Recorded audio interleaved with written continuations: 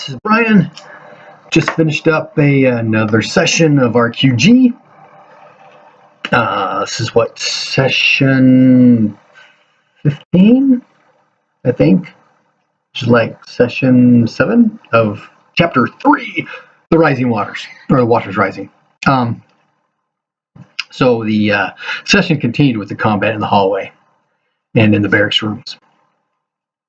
The male dark troll pulled his sister out of the room, attempted to do cure wounds on her, and missed his rune roll. So that did not happen. So she bled 2 more points. And then the following round, he was successful, and he pumped 10 of his 13 magic points into healing her leg, which brought it up to 2 hit points and brought her positive.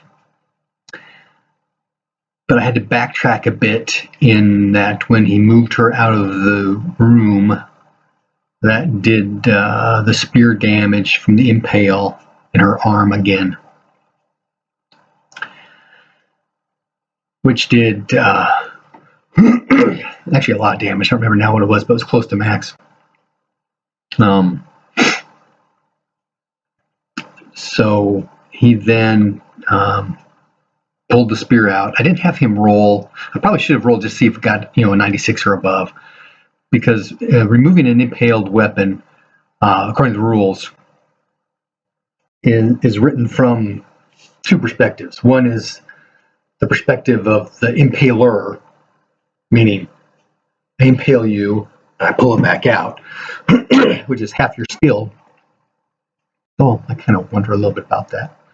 And the other is you're pulling it out yourself, which is a strength plus con times 2. Or strength plus con roll. I think it's a strength plus con roll, which actually is pretty low. It's only like 27%. I'll have to double check that. But goodness, sorry, I got throat again. So I was thinking, as I was reading that rule, I'm thinking, okay, he's not worried about his constitution because he's not pulling against his own pain, just making strength times 2. He doesn't need to worry about it. He's just going to pull it out. So yeah, roll. If it's a 96 or above, it's an automatic failure kind of thing. Maybe do weapon damage again. I'm not sure. Anyway, so he pulls it out, and then he tries doing heal 2 to stop the bleeding, because there was bleeding on the leg, which is all healed now, but her arm is bleeding as well. And he missed like 3 times in a row, including a fumble, which burned 2 of his magic points. So he's got 1 magic point left. He can't do any more healing. She's still bleeding every round. Plus, with the damage she took, she went down again. So there's this bit of confusion and trade talk conversation going on in the hallway, where he's trying to communicate with everybody else. And there were a couple of times where people weren't able to communicate, and a couple of times where they were. But David has a power storage crystal with 5 magic points in it, or at least 5 at the time. Hands it to him, is able to communicate that it's a magic. Oh, he was not able to. He had to ask somebody else. Tell him it's a magic crystal. Magic point crystal. And somebody from, I think it was in the room with the Incolar, I think it was, who communicated that. Plus, there's some miscommunication, a lack of communication. The Dark Troll's trying to tell her she's still bleeding. She's still bleeding. But Restra in the hallway is able to hear that and yells out, "Hey, she's still bleeding! Somebody get to her!" And a couple more times with the power crystal, he's trying to cast, but his power is 13. And I was rolling in the 90s half the time, 70 something a couple of times, that kind of thing. So he just keeps missing and missing and missing. And meanwhile, she's bleeding every round. But eventually he's successful, stops the bleeding. At that point, the combat in the room is pretty much over, and Angular takes off to come and do, to help heal, stop the bleeding, because they don't know if he's able to do that yet or not. So he gets out there, the Dark Troll actually goes before Angrelar does, so he just goes ahead and does healing 2 on her anyway. That brings her at that point from -1 to +1 on her hit points. So Angrelar, getting down, seeing, okay, she's come conscious. He just did a heal. Unless it was a heal 1, a heal 2 is not going to do much better. House rule. In my game, my Glorantha, I treat magical healing the same way I treat physical healing. If you do first aid on somebody on their arm, you can't do first aid again on their arm. First aid does the first aid. So magical healing on the arm is the magical healing on the arm. Now, I do allow for, if somebody did like a heal 2, and then somebody later comes around and does a heal 3, that would do 1 more point if they're successful. So I've noticed that with the vast amount of magical healing available, that is not quite as deadly as I would anticipate or desire. I want it to be gritty. And my players seem to at least acquiesce to that. If not, yeah, that's a good way to play. Let's play that way.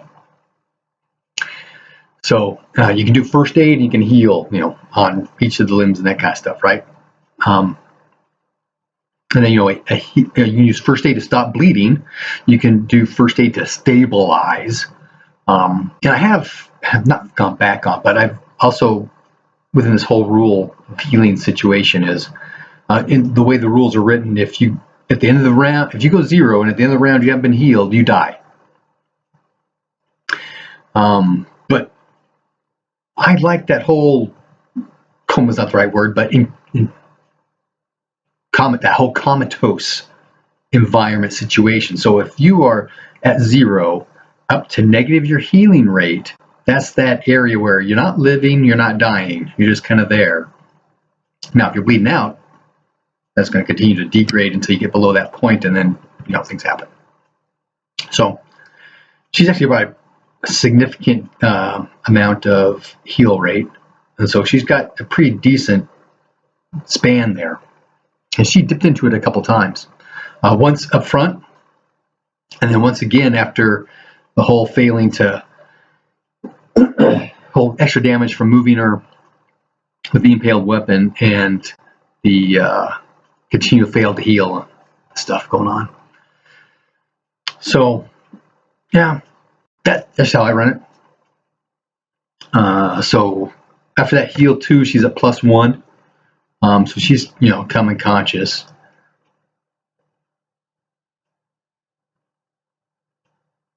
And Angrelar then does do a cure wounds, a common rune magic spell.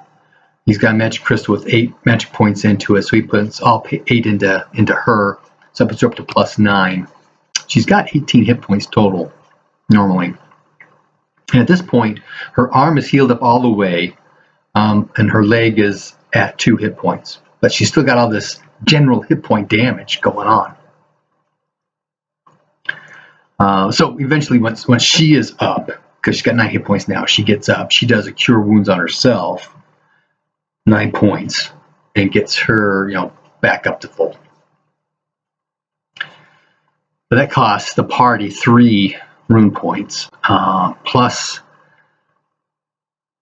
Davin, who got the chest wound and was out unconscious, under 0. Angrelar, and this is all out of sequence. It's more like by situation. So Angrelar comes, does his heal 2 on him, still unconscious, and calls out to Arestra for a heal body. Arestra disengages, comes and does heal body on Davin, so Davin's up. In the room, the barracks room, there are 3 of the spearmen plus Subutai and his cat. And eventually Angrelar gets in there, and eventually Davin gets in there, and so there's all this combat going on. They slowly take everybody down, but there's this guy who up front lost his spear. Oh, the one who impaled the Dark Troll. Went back to the weapons rack, grabbed another spear, so he's in the corner. He gets surrounded, and there's plus a 4th guy who's like in the middle. So they're all pounded on him, and the cat keeps attacking the guy in the back. Now the cat has a very low size, so it's got a minus D4 damage bonus. Now its claws do a D6 and its bite does a D6, but D6 with a minus D4 was the cat was hitting fairly often, but doing 0 points of damage. Well, it should be. Little cats don't really hurt people. But there was one point where the cat was able to get both claws in, so the following round was able to do the rake, and the rake is 3d6 minus the d4. But that was enough damage to the guy's abdomen to take him down. And so he's prone, and people are surrounded, and he was down to 1 hit point. And at this point, the sister had been taken care of, and so the brother Dark Troll grabbed his troll maul, went into the room. But everybody hit before the troll did because he had to move in there. But they just did enough points of damage where the guy just had 1 hit point left. And he got a crit. He rolled not 3. Right leg did 22 points of damage. The guy's got 2 points of armor. 4 points of damage length. So we did quintuple damage to his leg. Yeah, that probably cut it in half. Guys like that. So that's what happened here. Restra and Voskandor in the hallway. One spearman up, one spearman prone. Voskandor takes the up spearman out after like 2 rounds, so only took a couple hits. At this point, Restra came back, and they took out the one that was prone, and they moved forward to the bowman who's been trying to get a shot. Should have been 2 shots around. I keep forgetting. I got the strike rank 2 one up. I kept missing the strike rank 9 one. At one point, she had missed Restra, but had ended up hitting the Dark Troll behind her, but did 2 points of damage. Nothing, right? But they get up there. Takes a couple rounds. She parries with her bow as a little stick just to keep them. She's got damage in her legs, so she's leaning against the wall. Her skills aren't so high. I did the whole half skill kind of thing with that. Although maybe not with the damage. But she never really got a chance to do an actual attack, and whack, whack, whack, she's down. So the 2 of them in their heavy scale and plate are sneaking down the hallway to check out what's at the end of the hallway. And there's the tower, and there's a hallway going, in my map, north. In their map, it's actually south, which is actually to the left. So Voskandor's going to the left. Well, I get to the end of the hallway to listen. They don't hear anything. And Voskandor goes to the left to listen around the corner down the hallway, and Restra goes to the right and check actually down the stairs. Stairs on that side go down. Have them make another set of listen rolls. They don't hear anything, and then have them make a set of move quietly rolls at minus 50. Now, I may have misinterpreted the rolls. I have to go back and double check that because they got minus 10 for the van braces. Yeah, minus 10 for the van braces, minus 15 for the greaves, and minus 25 for the heavy scale hopper. So maybe whichever is the highest, although I think it should all add up. So while I think Voskandor actually made his roll, yeah, by 1%, Restra did not. And at that point, we pretty much stopped the combat. And the live plays in the description if you're into that kind of thing. So we do a lot of discussion during this one about rules, reiterate, because some of the stuff's my house rules, right? My home rules, especially with like the healing and that kind of thing. And so we went over that a couple of times. And then there's just some general questions. One of the players, this is the only RuneQuest game he plays, and it's every 2 weeks. So you forget stuff. And it's the first time he's been playing RuneQuest as well. So it's fine. And we'll go over it because, we're all here to learn it, right? And we're trying to fine tune and do that kind of stuff. And I'm thinking more and more on this whole shield damage matrix thing of maybe going back to RuneQuest 2 or 3 where you don't have this double dipping thing. For example, if you do a special attack against a parry, I don't know if there's a regular parry, it's probably a missed parry. Then you do special damage against the shield plus against the person. So shield stops 12, you do 18 points of damage, the shield takes 6 and goes down to 6, plus 6 get through. To me, that feels like double dipping. So I may discuss that with the guys and see how we want to progress. I'm going to have to go back and look at the matrix for Runequest 3. Because I have no problem with the whole shields taking damage. I don't know about this whole, exploding shield, especially if you've got a shield with a spell matrix on it. I tell you, I would be totally pissed if my, parry 2 matrix on my shield got blasted. Sorry, dude. Go pay for another one. Nah, I don't like that at all. And I also don't like this whole swords absorbing more damage than shields. Don't like that at all. So I may discuss that with the guys as well. Especially if you start doing this whole, you're not doing massive amounts of damage to weapons, to parrying instruments. So we'll discuss that later. Something we want to think about the next couple weeks. Figure out my actual stance on that and propose a couple of options. So, I have my glasses on, but looks like 16 minutes. Better than those 19 and 24s I was doing earlier. Happy gaming.